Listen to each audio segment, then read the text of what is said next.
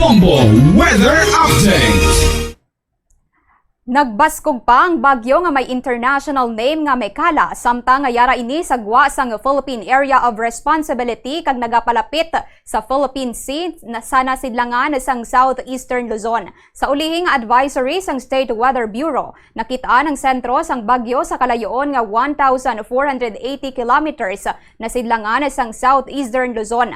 Dala sining kabaskogon sang hangin nga 85 kilometers per hour malapit sa sentro kag pagmadlos nga tubtob sa 105 kilometers per hour. Posible suno sa pag-asa nga magsulod ini sa Philippine Area of Responsibility karon sa gabi o kun buwas sa aga. Kunyara na sa sulod sang Philippine Area of Responsibility, hatagan ini sang local name nga Francisco. Manubang tsansa nga maglandfall ang bagyo. Posible suno sa pag-asa nga ipasaka ang wind signal number 1 sa northern kag eastern portion sang northern Luzon bangod nga malapit lang sa kadutaan ang bagyo kag bangod sa posibilidad sang paglain sang track forecast.